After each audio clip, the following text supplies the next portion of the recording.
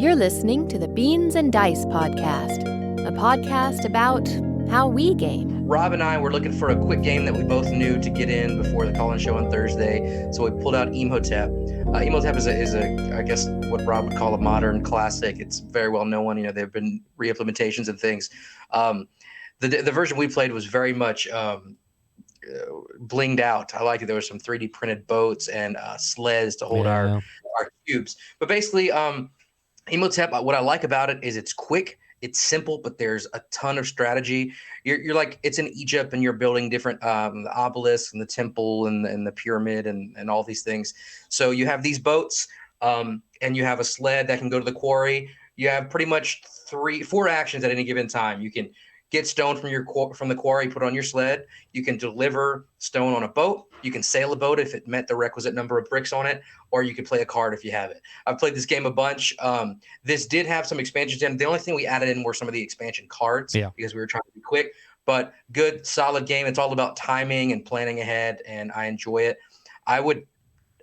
This is, I think, a high rating from me for something that's pretty light.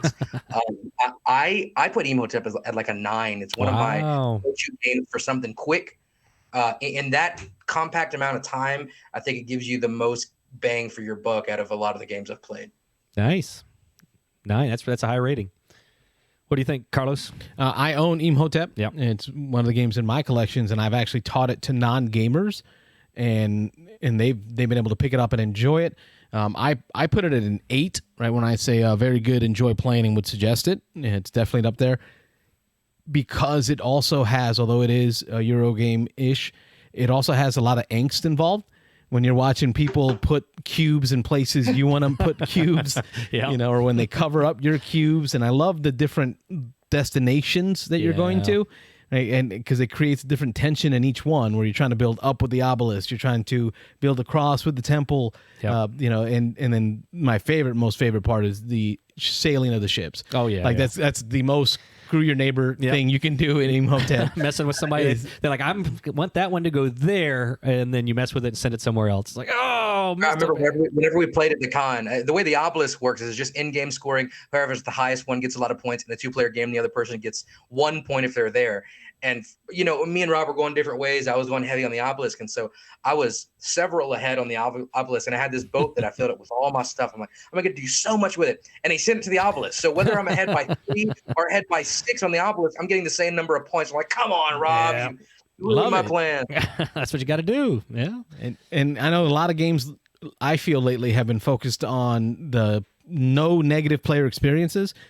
Imhotep allows for negative player experiences. Oh, yeah. It allows for that to happen. That's what this one's all about, is messing with people. And this game is very different. I find it 2 or 3 or 4 players. It's with more players, it's a lot longer before it comes around to you. And so when you get this idea that, I really wanted that boat to go there, whether it's because something I want to do or because I want to mess up something else that I can see somebody else trying to do, with more players, you get a lot less of that feeling. So I really like this one, just at 2 or 3 players. And actually, I think they came out with a version. Actually, I know they came out with a version. Dual. The dual that's just 2 players. I have not played that one yet, and I'd be really interested in that. But even the base game at 2 players, I think, is a lot of fun. It scales well. It's back and forth, and you're directly. Actually, I believe we even played this one online during the COVID lockdowns. We may have. We did play a lot of this online. Yeah, this is a good one. I don't know if we're giving half ratings. I would say whatever BGG allows, and it doesn't allow half ratings. Well, it does. Actually, you can manually put in halves. I do halves all the time. But in any case, if you want to stay with the main ratings, you guys may have talked me up. I started out at a 7 on this. I'm going to stick with the 7. I'm usually willing to play it. There are times where people will say Imhotep, and I'll be like, especially with 2 players. Even though I just talked about how much I like this at 2 players because it's so back and forth. There are other 2-player games, and for you and I, this seems to come out a lot with just the 2 of us.